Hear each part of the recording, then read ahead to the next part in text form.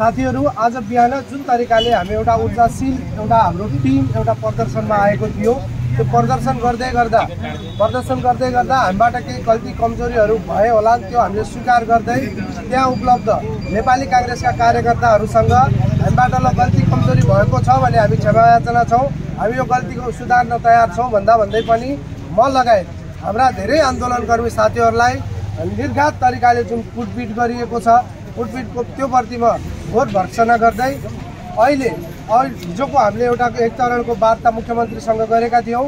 आज फेरि हामीलाई फेरि अर्को वार्ताको लागि बोलाएको छ। हिजो वार्ताको क्रममा चाहिँ उहाँहरूको एउटा के थियो भने हैन, केही कुराहरू हामीले चाहिँ ओपन लोकसेवाले ओपनली लिन्छ, यो आन्तरिक प्रतिस्पर्धा हुँदैन, ओपनली लिन्छौँ भन्ने कुरामा कन्भिन्स हुनुभएको थियो भने हामीले हिजो राखेको माग के थियो भने यो जुन थपेका यी बुदाहरू छन्, यो पुरै यो बुदाहरू नै हटाउनुपर्छ, यो पूर्ण रूपले फिर्ता हुनुपर्छ भन्ने तरिकाको हाम्रो अडान र तिनीहरूको अडानको बीचमा हामी सहमतिमा पुग्न सकेका थिएनौँ।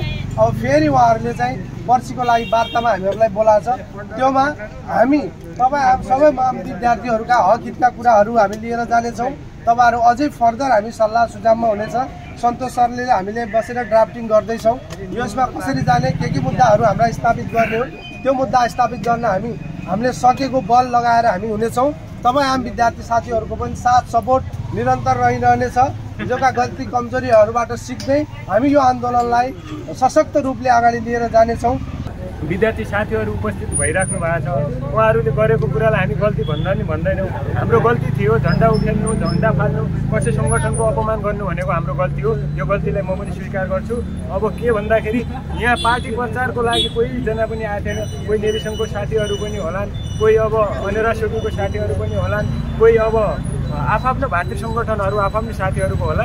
त्यसमा चाहिँ सबैले साथ सपोर्ट दिइराख्नु भएको छ। फलानु सङ्गठन यो सङ्गठन भन्नुभन्दा पनि यो विद्यार्थीको हक खोसिएको अवस्थामा चाहिँ जुनसुकै सङ्गठनमा आबद्ध भए पनि उहाँहरूले चाहिँ आएर आफ्नो हकितका लागि त लड्नु पर्थ्यो भन्ने मेरो विचार हो।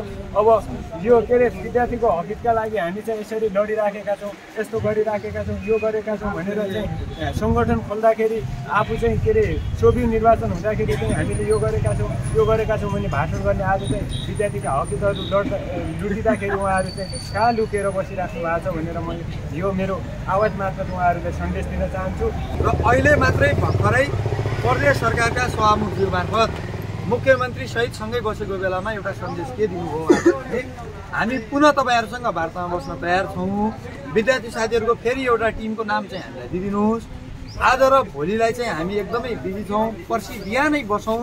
बिहानै तपाईँहरूले राख्नुभएका मागलाई यथोचित रूपमा भने सरकारको हितमा हुने सम्पूर्ण मागहरूलाई हामी सम्बोधन गर्न तयार छौँ। र त्यो बेलामा यदि तयार भइएन, तपाईँहरूको चित्त विपरीत या तपाईँहरूले चाहनुभएको भन्दा विपरीत गयो भने र तपाईँहरूलाई मन नपरेको खण्डमा तपाईँहरूले पुनः आन्दोलनका कार्यक्रम घोषणा गर्नका लागि हामी तपाईँहरूलाई बाटो खुल्ला गर्नेछौँ। त्यति दिनसम्मका लागि यो आन्दोलन रोकेर वार्तामा आइदिन अनुरोध गर्नुभएको छ।